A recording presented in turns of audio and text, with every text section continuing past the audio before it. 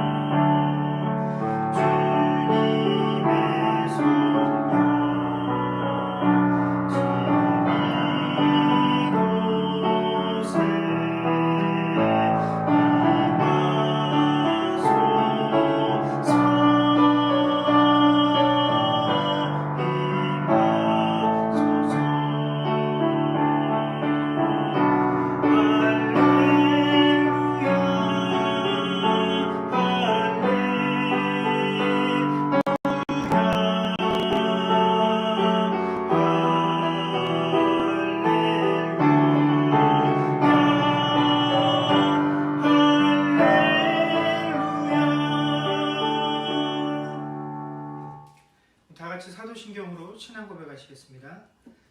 전능하사 천지를 만드신 하나님 아버지를 내가 믿사오며 그 외아들 우리 주 예수 그리스도를 믿사오니 이는 성령으로 잉태하사 동정녀 마리아에게 나시고 본디오 빌라도에게 고난을 받으사 십자가에 못 박혀 죽으시고 장사한 지 사흘 만에 죽은 자 가운데서 다시 살아나시며 하늘에 오르사 전능하신 하나님 우편에 앉아 계시다가 저리로서 산 자와 죽은 자를 심판하러 오시리라. 성령을 믿사오며 거룩한 공회와 성도가 서로 교통하는 것과 죄를 사하여 주시는 것과 몸이 다시 사는 것과 영원히 사는 것을 믿사옵나이다. 아멘. 찬송가 433장 찬양하겠습니다.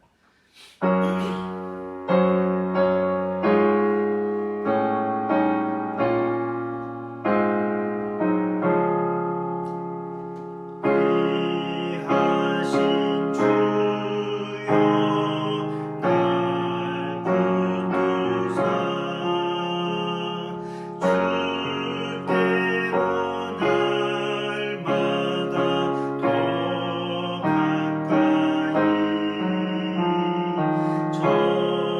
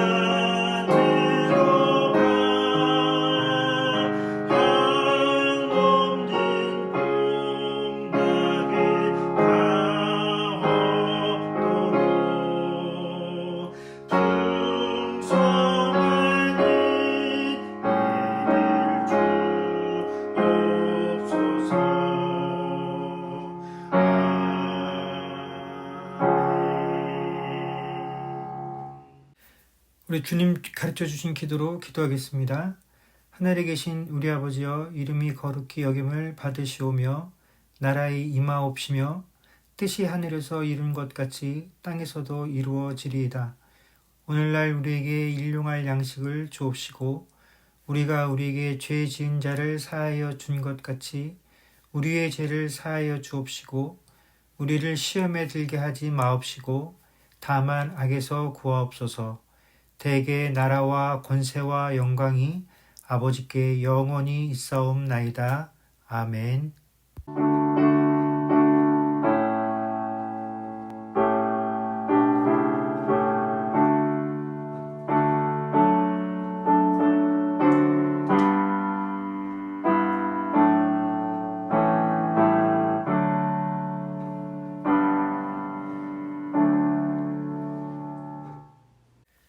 하나님 말씀 보겠습니다. 하나님 말씀은 마태복음 5장 3절 말씀입니다. 마태복음 5장 3절 말씀을 제가 봉독하겠습니다.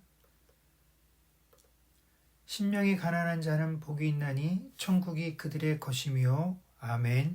5장 1절에서 12절까지의 말씀을 살피면서 성도에게 주어진 복이라는 것은 세상 사람들이 말하는 행복과는 전혀 별개의 것이고 우리는 그것을 은혜로 받는 것이다 라는 사실을 살펴보았습니다.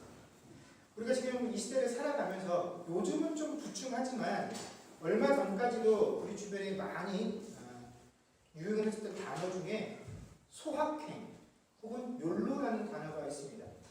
이 소확행이라는 단어는 작고 소소하지만 확실하게 행복감을 주는 일을 표현하는 것이 소확행이라는 단어의 뜻이고, 욜로라는 단어는 원래 영어에서 온 단어인데 내 인생은 오직 한 번뿐이다 라는 이 구절의 앞글자들만 따서 붙여진 단어가 이 욜로라는 단어입니다. 근데 사실 이 욜로라는 단어는 SNS에서 처음 등장하게 됐는데 이게 지금 저희가 알고 있는 것처럼 좋은 의미로 나온 단어가 아니죠. 원래 이 욜로라는 말은 자살을 하려는 사람들이 자살하기 직전에 내가 자살한다라는 것을 그 SNS에 미리 알리면서 내 목숨이기 때문에 내 마음대로 한다 라는 것을 세상에 보여주기 위해서 사용했던 단어가 이 욜로라는 단어입니다. 그래서 원래 좋은 의미가 아니었음에도 불구하고 이 단어가 이제 그 기업의 마케팅과 결합을 하게 되면서 한 번뿐인 인생, 자기 자신을 위해서 살라라는 그런 의미로 아주 좋게 포장이 되어서 지금은 긍정적인 의미로 우리가 이 단어를 쓰고 있습니다만은 이 욜로라는 단어는 결코 좋은 의미에서 시작이 되어진 단어는 아닙니다. 자, 그런데 소확행이라는 이 단어도 그렇고 욜로라는 단어도 그렇고 우리가 이런 단어의 뜻을 쭉 살펴보게 되면 사람이 행복감을 느낄 때는 꼭 크고 좋은 일이 아니라 아주 작은 일에서도 행복감이라는 것을 느낄 수가 있고, 또 한편으로는 내가 하고 싶은 그 일, 그 행동이 사회적으로 어떠한 파장을 일으키고 내가 하려는 그 일들이 공공의 이익에 반대가 되어지는 일이다라고 할지라도 나는 그 일을 꼭 해야지만 나는 만족하겠어 라고 하는 것이 세상 사람들이 말하는 행복이라는 감정의 본질이다라는 것입니다. 그래서 결국이라는 것은 좋은 일이 되었던 나쁜 일이 되었던 혹은 그것이 큰 일이 되었던 작은 일이 되었던 내가 하고 싶은 것을 했을 때에 비로소 느껴질 수 있는 감정이 행복이다라는 것이죠. 그렇기 때문에 내 욕구를 채울 때에만 이 행복감이 있지, 내가 뭔가를 포기하거나 빼앗기는 상태에서는 느낄 수 없는 감정이 바로 이 행복이다라는 것입니다. 물론 우리 주변에는 자기가 자발적으로 많이 갖는 것들을 포기하고 무소유의 삶을 추구하거나 나누는 것에서 기쁨을 찾는 사람들도 분명히 존재를 합니다. 그런데 이런 사람들도 그것을 자기가 좋아해서 내가 스스로 결정해서 나는 안 가질래, 나는 나눌래, 내가 결정하고 내가 하고 싶은 일을 했기 때문에 그것이 기쁘고 좋은 일인 것이지, 타인에 의해서 내 것을 빼앗기게 되거나 내가 원하지 않는 내 의지에 반해서 내 것을 포기해야 되는 경우가 생기게 되면 겉으로 보기에는 가난한 삶을 추구하고 겉으로 보기에는 누군가를 위해서 나누는 삶이다라고 할지라도 내 스스로에게는 행복감이 전혀 없다라는 것입니다. 그렇기 때문에 세상에는요, 가난을 좋아하는 사람은 없습니다. 왜냐하면 대부분의 경우 가난이라는 것은 자신이 선택해서 가난해지는 경우가 없기 때문에 그렇다라는 것입니다.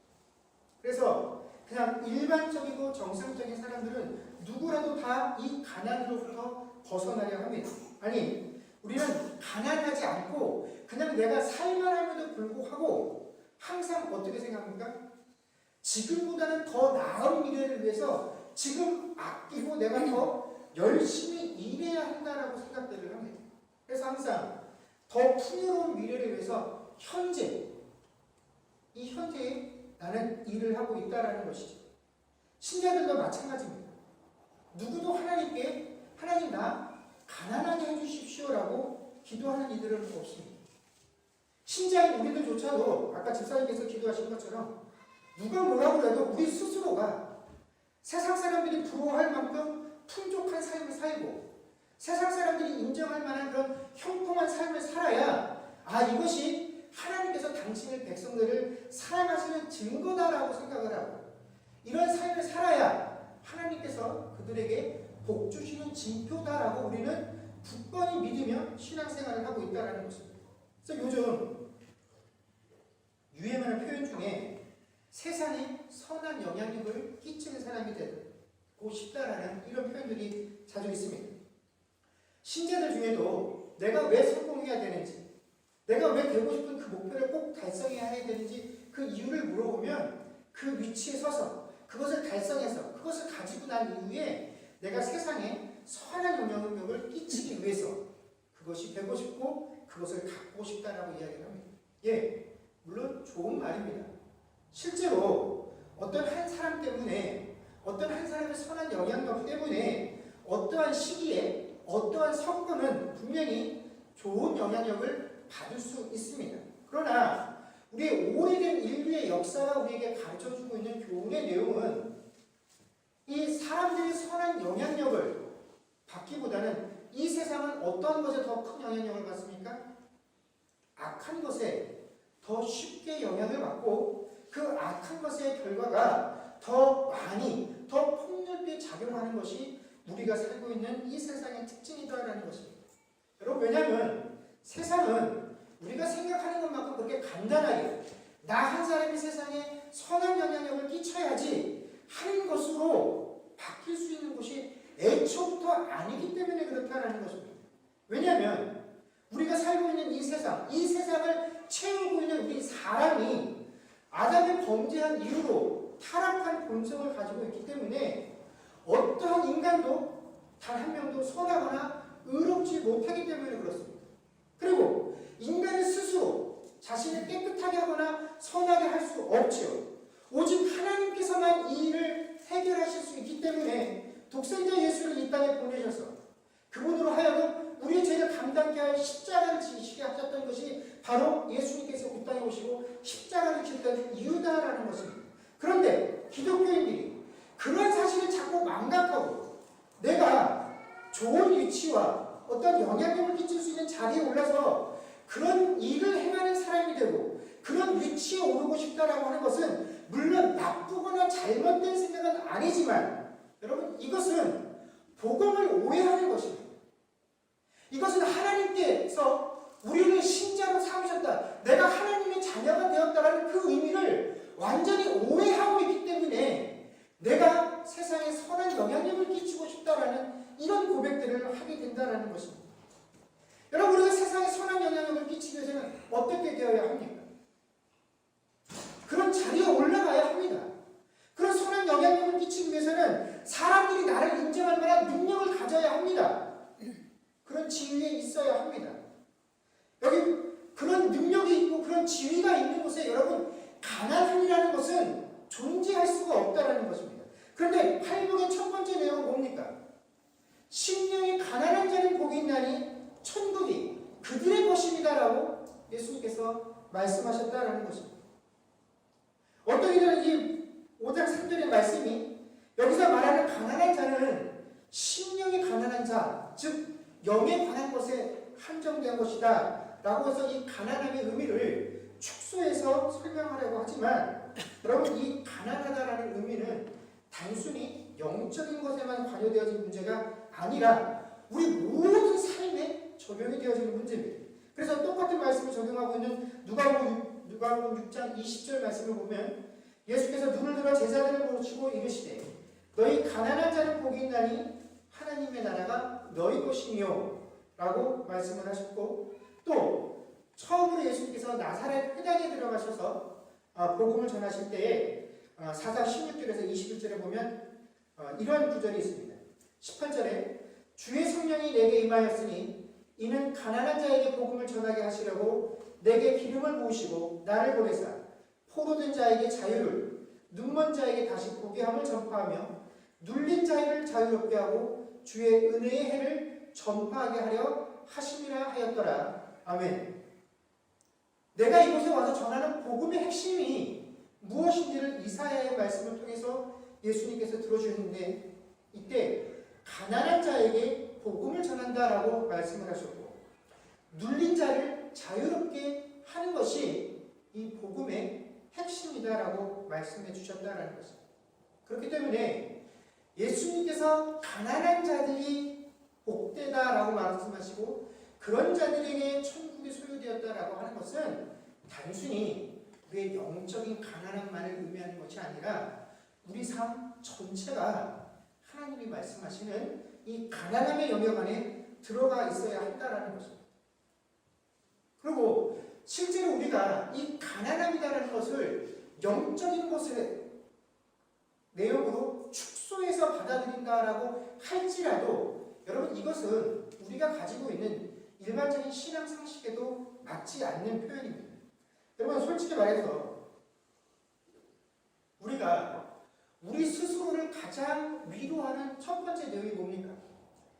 세상 사는 사람하고 우리는 달라.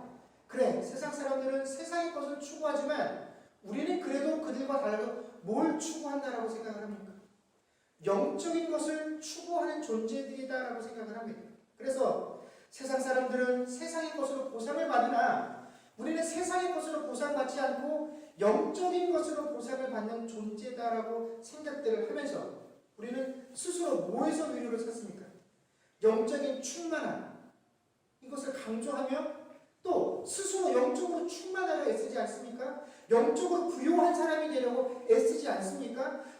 강단의 목사님들도 그런 존재가 되라고 요구하지 않습니까? 그러나 주님은 한 번도 우리에게 영적으로 부유한 자가 되라고 말씀하신 적도 없고 영적으로 풍성하거나 충만한 자가 되라고 요구하신 적이 없다는 것입니다.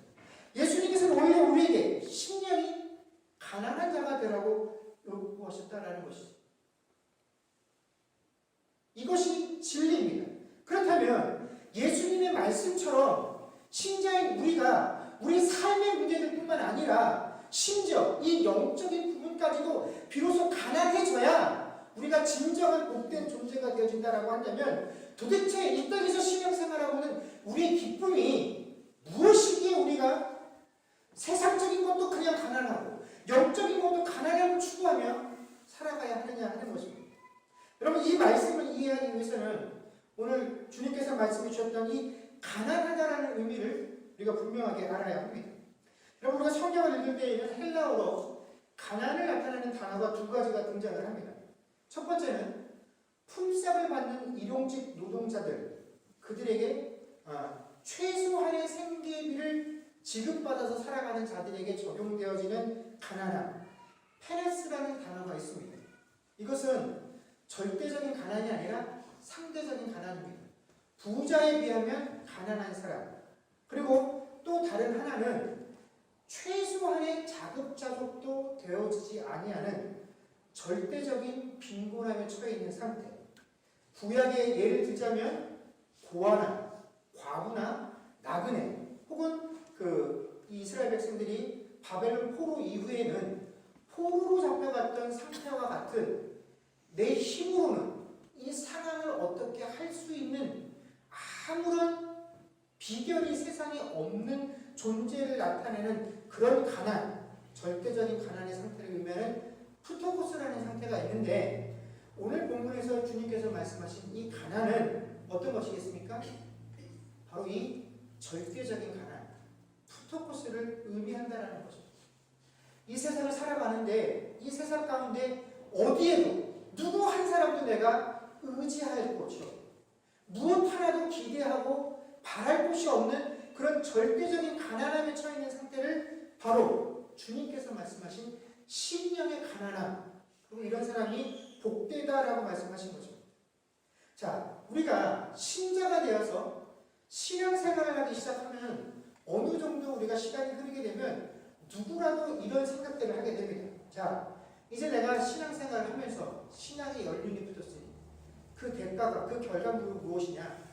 내가 이제는 점점 나를 의지하는 것을 포기하고 하나님을 의지해야 되겠다.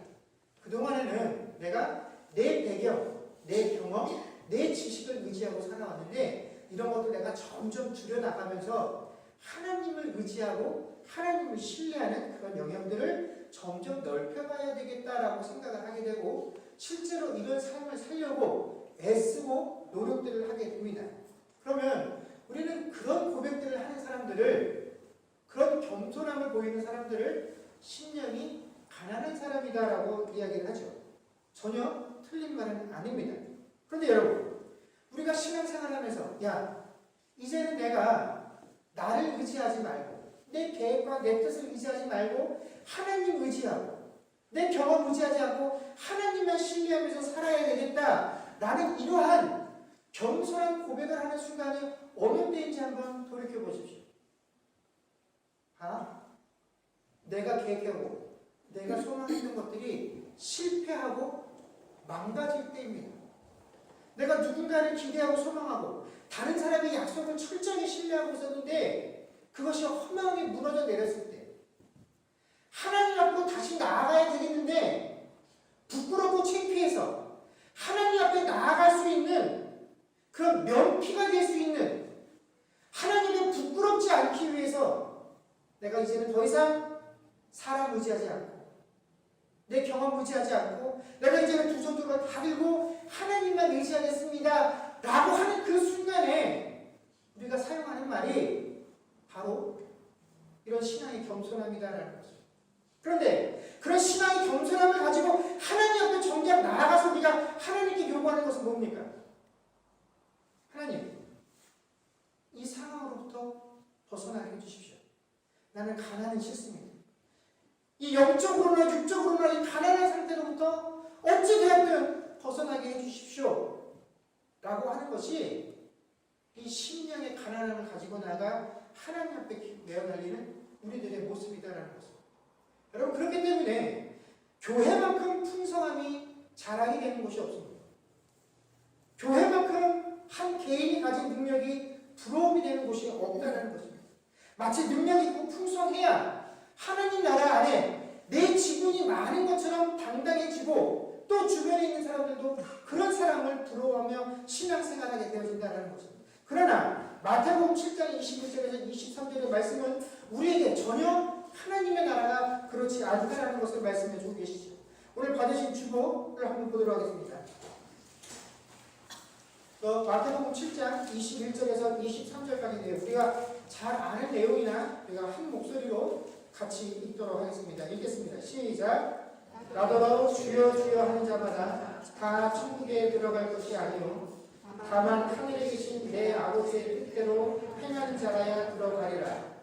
그날에 많은 사람이 나더러 이르되 주여 주여 우리가 주의 이름으로 선지자 노릇하며 주의 이름으로 귀신을 쫓아내며 주의 이름으로 많은 권능을 행하지 아니하였나이까 하리니 그때 내가 그들에게 밝히 말하되 내가 너희를 도무지 알지 못하니 불법을 행하는 자들아 내게서 떠나가라 하니라. 아멘. 여러분, 주님께서는 결코 우리에게 우리가 많은 일 하기를 원하시는 것이 아니다라는 것입니다. 주님께서 우리에게 원하시는 것은 우리가 이 땅을 살아가며 능력을 행사하는 자 되기를 원하시는 것 아니다라는 것입니다. 하나님께서 우리에게 원하시는 것은 우리가 이 땅에 선지자 노릇하는 것이 아니다라는 것입니다. 우리가 세상에 영향력을 끼치는 자가 되어서 사는 것을 원하시는 것이 아니다라는 것입니다.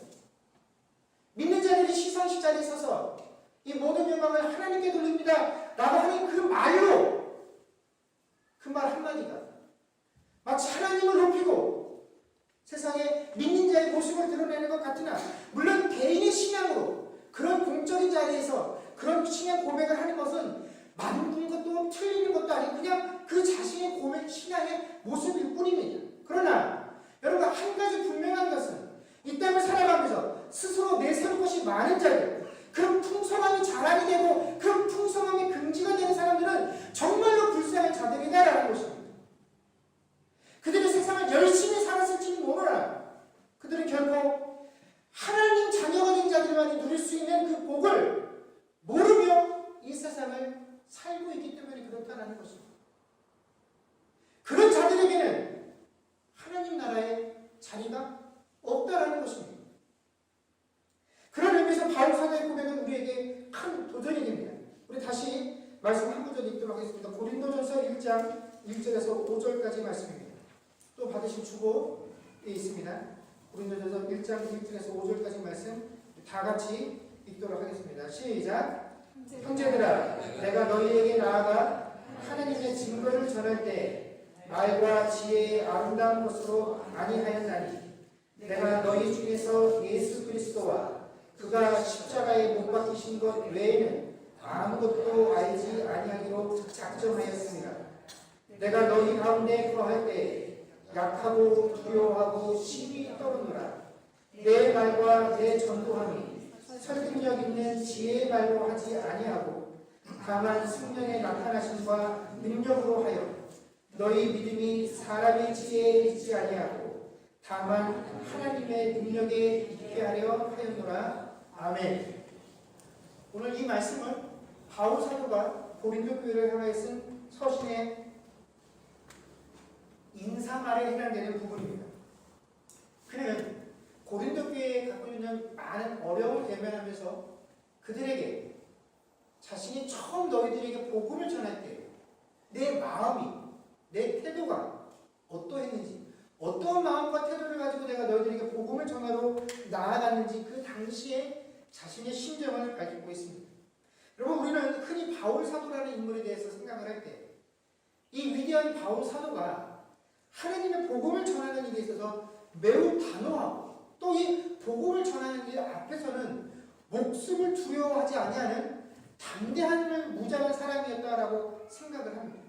또 우리가 잘 아는 바와 같이 그는 어려서는 유대인의 유명한 랍비 밑에서 이미 하나님의 복음에 대해서 말씀에서 철저하게 훈련이 되었던 사람이고, 또 사도가 되어지는 그 과정에서 예수를 핍박하였던 사람이나 담에게서 특별히 예수님을 만나서 회심하게 되어지는 이 특별한 과정들, 이 특별한 체험을 통하여 소위 지혜와 영적인 체험이 완벽하게 조화를 이룬 아주 특별한 사도라고 생각들을 합니다. 그래서 그는 이 모든 것의 균형을 맞춰서 능력을 가지고 하나님의 일을 한 사람이었다라고 생각을 합니다. 이 바울 사도가 가지고 있는 이 특별함들, 이 말씀에 대한 풍성한 지혜들과 또 예수를 만나는 이 특별한 체험들이 그가 전하는 복음의 사역에 더 큰 능력으로 드러났다라고 생각들을 합니다. 그가 전하는 복음에 더 큰 권위를 부여했다라고 우리는 믿고 있습니다.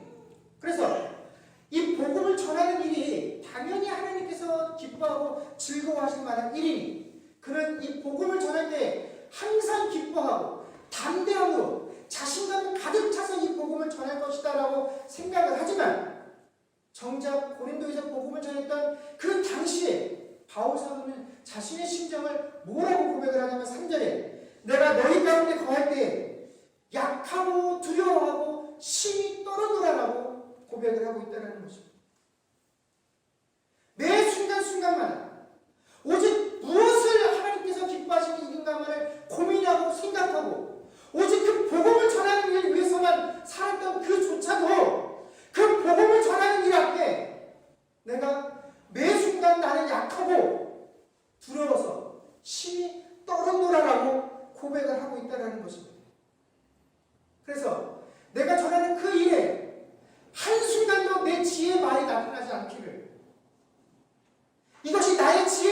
나온 곳에 근거한 믿음이 되어지지 않기를, 내가 전하는 이 모든 복음들을 통하여 오직 예수 그리스도의 은혜와 성령의 능력만 나타났기를, 그래서 너희가 믿음을 말하고 예수를 말할 때 너희들이 그 고백 안에 사도 바울은 존재하지 않고 오직 예수 그리스도만 남아있기를, 복음을 전하는 그 순간에 그 하나님이 기뻐하시는 일을 그 순간조차에도 나는 하나님께서 온전하게 무기력한 존재였다는 사실을 인지하고 드러나고 고백하는 그런 존재였다라는 사실을 바울 사도가 우리에게 보여주고 있다는 것입니다. 여러분, 마땅히 하나님께서 기뻐하실 만한 일이기에, 그러한 일이기에 존중받고 인정받고 칭찬받아야 할 그 자리와 그 순간에서조차도 나는 아무것도 아니고 나는 약하기 때문에 나를 통해서 이루어진 것은 하나도 없다라는 것, 이 나의 무기력함을 인정하고 고백하는 바로 그것이 무엇이냐면 심령이 가난한 것이다라는 것입니다. 이런 순간에 신자의 복이 있다라는 것입니다. 여러분, 신자가 복되다라고 말하는 것은 세상에 영향력을 줄 수 있는 그런 위치에 있는 것으로 나타나지는 것이 아닙니다. 절대로 우리가 가지고 있는 능력이나 내가 행하는 일의 결과를 통해서 세상에 보여지는 것들 아닙니다.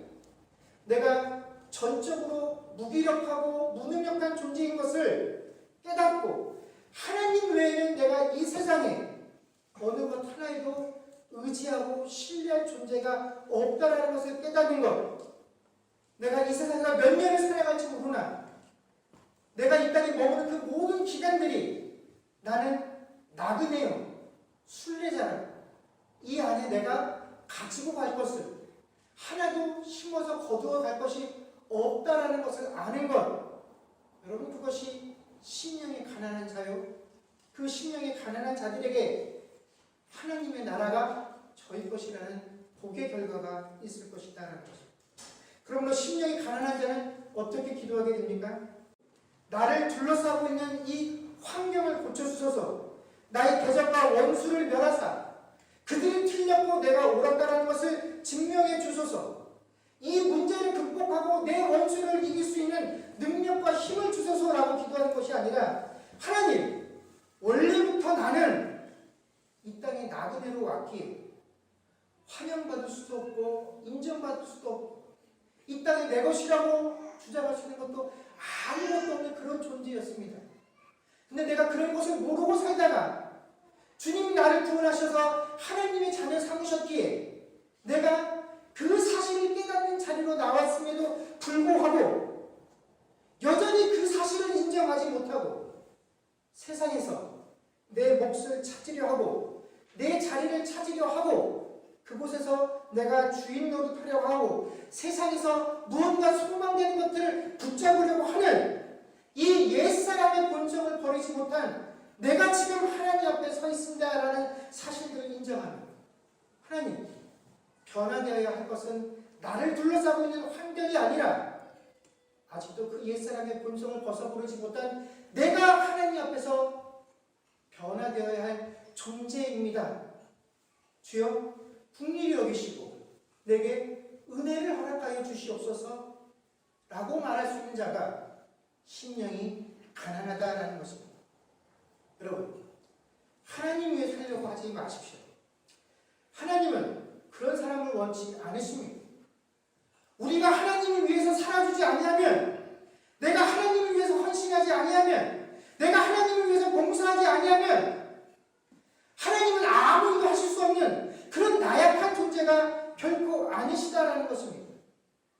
우리가 자꾸 그분을 위해서 산다라고 이야기하기 때문에 그분 앞에 서서 자꾸 당당하게 하나님, 내 삶을 채우십시오라고 요구한다라는 것입니다. 내가 하나님 위해서 뭔가 하려고 하니 내게 이런 능력을 부어주십시오, 이것이 필요합니다라고 기도한다라는 것입니다. 그러나 하나님은 하나님을 위해 일할 사람을 찾으시는 것 아닙니다. 하나님 일 시키려고 우리를 자녀 삼으신 것 아닙니다.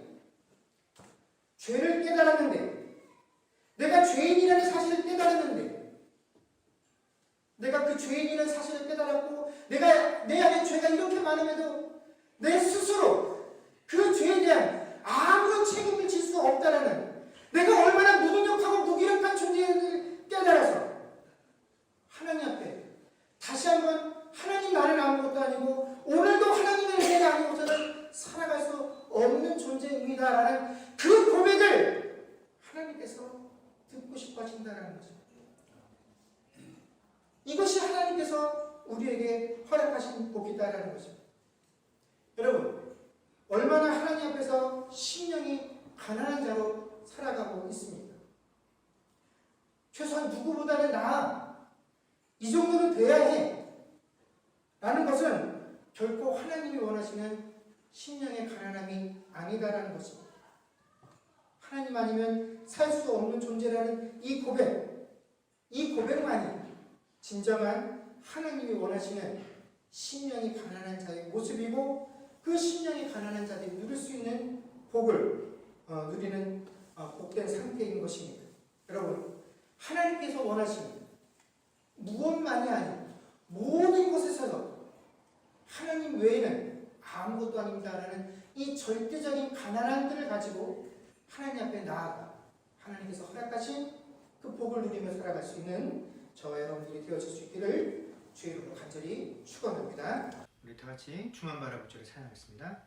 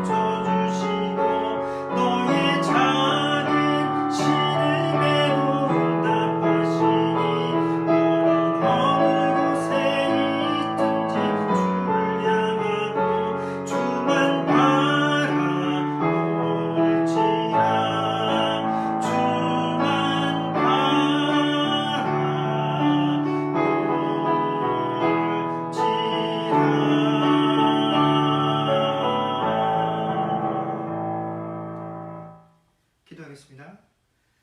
지금은 우리 주 예수 그리스도의 은혜와 하나님 아버지의 크신 사랑과 성령님의 교통하심과 충만케 하는 역사가 이제 하나님을 분명하고 확실하게 바라보며 그 뜻에 순종하기로 고백하는 주의 백성들과 그들의 가정과 사업과 자녀들과 미래와 이 교회 위에 이제로부터 영원토록 함께 있을지어다. 아멘.